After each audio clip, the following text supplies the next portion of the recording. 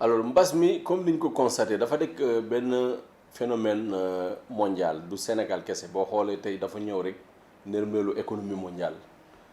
tey boo déggee France ay Italie Espagne Amérique bon ñoom ñëpp ñu ngi ci deuxième vague première vague jaaroon na fi gis nañu nu mu def ba affaissé suñu économie bi liggéey yëpp a taxawoon surtout réew yu mel ni suñu réew yu néew doole dañu war a am conscience boobu xam ni mbas bi ak conséquences yu muy àndal ñun attanuñu ko rawatina deuxième vague loolu bépp sénégalais foo munta nekk da nga ko war a bàyyi sa xel nga def ko sa xel déjà jarul sax pour man jarul sax ñu xaar état parce que lu mu jotoon woon première phase bi conséquences yi ñëpp gis nañ ko deuxième phase bi balaa état sax di jël ay matuwaay ku nekk yaa war a jël say matuwaay heureusement état bi fi jël na matuwaayam yi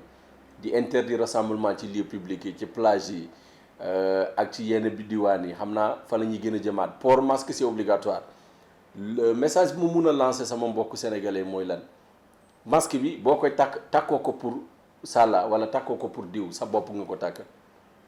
nga nekk borom kër wala nga bokk ci kër am njaboot nga dem ci àll bi indaale feebar boobu da ngay lor say njaboot bi te ku nekk da nga am devoir sàmm say njaboot protéger leen loolu mooy devoiru bépp borom kër. Donc, ne serait-ce que pour ça, c'est ça qu'on appelle la responsabilité personnelle. C'est d'abord une responsabilité personnelle avant qu'il ne soit une responsabilité collective.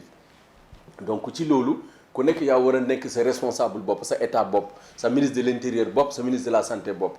jéem a auto-sensibiliser sa bopp d'abord def lépp takk sa masque moytu joxe loxo lépp lu ñu tere lu mun a indi mbas mi lu mun a tax nga jot ci feebar bi nga éviter ko ñëpp buñ ko defee état jarul soxlawul sa jël ay matuwaay ginnaaw dem nañ ba tollu foofu. affaire yi di gën a yokk war ñu nangu mu egg ci yenn phase yi bu fa eggee président wax na ko deuxième phase bi baaxul ci suñu économie parce que nous on a une économie déjà fragile donc mbas bi bu ci duggee encore day gën a suufeel suñu économie loolu baaxul ci kenn te ñépp a koy ressentir nag su boobaa donc balaa ñu fay egg nag man conseil bu may lancer sénégalais yi nañuy respecter mesures barrières yi nañu moytu joxante loxo ñu naan mbas bi mu ngi Dakar du Dakar kese mbas bi fépp la nekk nañu moytu dem ci lieu public yi nañu moytu surtout cérémonie que ça soit cérémonie familiale wala de nañu xool lu dul ñàkk daal ñu def ko wala boo fay dem ilaa nga daal di takk sa masque vraiment ànd ak gel chaque fois et ñëpp bu ñu jàppee ci loolu vraiment et ku feebar tamit ku yëgul sa yaram nga daw dem ci hôpital bi jarul rus lii feebar la comme yeneen feebar la comme grippe feebar la comme tuberculose feebar la comme yeneen ak yeneen yi donc bu la dalee bul am benn complexe demal hôpital wala nga woo service sanitaire yi ñu toppatoo la boo ci teel a jóg dalay aar. alors situation politique Sédhiou tey ñun buñ koy wax dañu nekk à l'aise pour en parler pour ñun tey sens la am leader bu tudd Abdoulaye Diop ministre de la culture et de la communication Abdoulaye Diop tamit rax ci dolli nekk maire Sédhiou tey. nekk ci ginnaawam nekk ndawam nekk militant am sens la parce que mun nga fëgg sa dënn fu nekk nga ne Abdoulaye Diop mooy sama kilifa Abdoulaye Diop mooy sama leader Abdoulaye Diop tey mooy suñu royuwaay mooy suñu référence ñu tàmmoon dem Sédhiou yàq 5 ans derrière ak boo fa demee léegi ni da ngay foog ni c'est pas la même ville dafa fekk Sédhiou à 1.2 indil ko à 1.120 si je peux me permettre parce que dëkk boo gis il faut que mu am benn leader dëkk boo gis il faut que nga am leader boobu tamit am benn charisme benn respect bu nit ñi am ci moom benn cër bu nit ñi am ci moom benn fit bu nit ñi gis ci moom pour mën a dem au sommet fu ñëpp di dem di ko foxati mu indi ko dëkkam Abdoulaye Diop maire de Sédhiou siggil na waa Sédhiou tey Sédhiou ñun amatuñu dara lu ñu ñee Ziguinchor Sédhiou ñëwatul dara Kolda Sédhiou amatul dara lu muy ñee Tamba wala Thiès lu ñu soxla ñooñu lu ñu am Sédhiou am nañ ko grâce à Abdoulaye Diop et avec l'appui du président de la République donc on profite de l'occasion pour vraiment remercier vivement Sédhiou aujourd'hui est devenu une capitale on a retrouvé vraiment donc notre lustre d'antan la capitale de la Casamance grâce aux efforts consentis par la municipalité de Sédhiou à la tête de laquelle on a le ministre de la Culture et de la Communication, aujourd'hui qui est une référence, qui est un modèle, qui est un homme de confiance du président de la République, qui est un homme de confiance de toutes les populations de Sédhiou et qui se trouve être notre mentor politique, à qui on a fait confiance depuis les premières heures, qu'on accompagne et qu'on va continuer à accompagner grâce aux efforts qu'il est en train d'abattre. grâce à l'amour qu'il a pour Sédhiou, grâce à l'amour qu'il a pour le département, la commune et la région de Sédhiou et le Sénégal entier. Donc ñun c'est une fierté tey ku mel ni Abdoulaye Diop vraiment ak fu mu jëlee Sédhiou ak fu mu ko yóbbu tey. Maintenant foo dem fekk fa ay brebis galeuses wala ay genre j'allais dire du ay opposition sax dañuy yëngal rek pour ñu xam leen tey ministre bi fu mu yóbbee Sédhiou tey taxaw nga ne président bi deful dara Sédhiou Abdoulaye Diop deful dara Sédhiou pour ñun loolu waxu mbedd la da ngay wax rek pour nit ñi mun la déglu même ñu la déglu sax xam nañ ni kii moom dafa bëgg a buzz rek day uti buzz dañuy déglu rek xam nañ ni sa wax boobu kaddu boobu duñ ko fullal duñ ko faydal amul benn sens ci ñoom parce que da ngay wax loo xamante ni amul en réalité dëgg naa temps yële am na ay jeunes ñu woowee ay jeunes Pastef xaw ma Pastef la Pastef xam nga moom mooy Pastef la xaw ma Pastef la ñuy nekk foofu di yuuxu bu ñu fàttee ne élection présidentielle bi ñu ngi yoon foofu noonu amuñu dara Sédhiou électorat ak centre bu ñu am Sédhiou yëpp fu ñu ko fekkoon noonu lañ ko bàyyee dañuy centre yëpp a ngi raflé ba ci sama centre bu nekk centre Morikunda boo xamante ne maay mandataire bi foofu depuis 2009 depuis 2009 maay représenté parti au pouvoir foofu donc pour dire que jeunes yooyu tey ñun on se connaît d'ailleurs c'est responsable boobu nekk xaw ma turam sax dama dégg ñu koy kii noonu sama quartier la nekk tey këram sax mënul mobiliser ñëpp foofu même ci biir këram sax man personnellement am naa fa ay militants parce que suñu koñ ñoo bokk centre xam na mu bu baax a baax bu seetaanee vidéo bi dina xam bu baax a baax li may wax xam naa ñu mu dëndal sax da leen di wax ne c'est vrai que grand bi lu moom mu dëgg la donc moom daf ñu mus a fan bu ñu nekkoon université man personnellement j'ai eu la chance d'être le président de l'union régionale des étudiants de Sédhiou bu ma nekkoon université yore leen di jiite mouvement boobu ak ñoom genre Fara Ndiaye samay xarit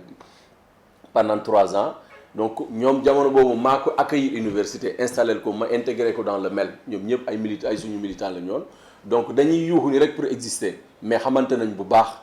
tey arbitre bu sifflé bu ne prip rek xamante nañu bu baax bu ñu tëggee élection suba sax la woon fa war ñu duma leen duma yu metti sax parce que ñoo leen mën ministre bi liggéey na loolu maire bi liggéey na loolu ñu ngi ci quartier bi jege suñu militants yi suba bu ñu amee soxla ñu taxaw leen guddi bëccëg donc je crois que même bu dul politique sax au moins ñun ñu ngi jéem a jouer suñu rôle dëkkandoo yu baax rawatina politique bu ñëwee aussi les gens nous sont reconnaissants alors pour dire que ces jeunes là tey maa ngi leen di lancer appel xam nañ seen faiblesse xam nañ ni tey ñun duñu seen morom maire bi du seen morom ministre bi lu mu fi def dans l'histoire politique de Sédhiou bu mu sosoo ba léegi benn maire Sédhiou liggéeyul lu mu liggéey nii tey même bu yemoon fii sax nee na du defaat beneen mandat population Sédhiou ñoo fekk ko këram ak fu mu mën da nekk téye loxo bi ñu ne ko yow yaay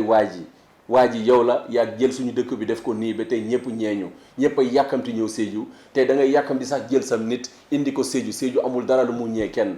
yaa tax ba tey président bi xool Sédhiou yërëm ñëw jàppale la ci liggéey boobu tey ba ñu am ci hôpital régional bu bees boo xamante ni Kolda amu ko Ziguinchor amu ko ñu am ay centre culturel yu bees ñu am ay pavé ay tali yu baax macha allah tey ñu am espace de jeunes yu bees tak lépp luy infrastructure d'accueil daal hôtelier et cetera ba ak centre administratif bu ñëw boo xamante ni Sédhiou ak Kaffrine ñoo koy am mais sant yàlla gàcce ngaalaama président Macky Sall gàcce ngaalaama suñu leader bi ministre Abdoulaye Diop bu ñu may loolu yëpp. maa ngi profité ci actualité bi aussi def na fi loo xamante ni ci réalisation yi ak lu mu jot a def loo xamante ni kenn jotagu ko def barki démb rek la fi ñëpp seetaan conseiller ministre bi ñëpp kontaan ci mu jël sama doomu ndey sama xarit mu nekk sama xarit suñu responsable politique responsable communal de la jeunesse Ansoumana Sané la bëgg a wax jël ko responsabiliser ko président bi wóolu ko kóolute boobu mu wàccee ko bi ci Sédhiou defe naa ne tey ñu doon yuuxu yëpp dinaan ministre bi moom musu ñemewul def promotion kenn tey noppi noonu la leen fu mu toll nii beneen discours la ñu wax gars yi nag du ñu ñàkk lu ñu wax daan nañu wax ni du responsabiliser kenn def nañ li leneen accord la ñuy wax mais daal cooli yëpp daal c'est les faits qui sont importants au résultat on a vu les actes sont là comme moom mi sax nu mu koy tàmmee duñu ko wax le travail ne fait pas bruit c'est les résultats qui font le bruit li nga liggéey jarul wax nit ñi bu ñëwee lu ne fànk amatul coow donc ci loolu vraiment ministre bi ak président bi ñu ngi leen di sant di leen gërëm di la wax gàcce ngaalama déjà ni nga responsabiliser suñu xarit suñu doomu ndey suñu responsable des jeunes Sédhiou yëpp xam ko Casamance yëpp xam ko mu nekk Ansoumana Sané nga jël ko dénk ko responsabilité bi bu am solo jël société nationale jox ko bu nekk Grand Théâtre ministre vraiment au nom de toute la jeunesse de Sédhiou au nom de toute la jeunesse du département et de la région de Sédhiou ñu ngi lay wax vraiment nos vives félicitations et nos encouragements. Profitez vraiment lancer appel solennel monsieur le ministre de la culture et de la communication le maire de Sédhiou wax la ni dëkk ci dëkk bi defar dëkk bi moo ñu gënal waa Sédhiou gis nañ loolu ci yow am na ñu la fi jiitu am ndombal tànk nekkoo premier ministre bu Sédhiou am ci histoire am nekkoo premier maire bu Sédhiou am ci histoire am mais tey bokk nga ci waa Sédhiou yow yaay premier maire Sédhiou premier ministre bu Sédhiou am koo xamante ne jot na siggil Sédhiou jot na defar Sédhiou ni ba tey Sédhiou bokk ci dëkk yu ñëpp ñee parce que bakkoo ni yaay suñu leader tey pour ñun loolu c'est un mérite c'est une fierté parce que ñëpp a ngi koy wër Sédhiou lu mu am licence la waa Rufisque ñu ngi koy wër am ko waa Kolda bëgg nañ ko waa Ziguinchor bëgg nañ ko donc wax la ni gàcce ngaalama monsieur le ministre gàcce ngaalama monsieur le président de la République sachez que vous avez donc les populations de Sédhiou qui vous accompagnent et surtout la jeunesse de Sédhiou vous dire que votre jeunesse est encore et plus que jamais déterminée à vous accompagner pour la réussite de votre mission fondamentale merci à vous.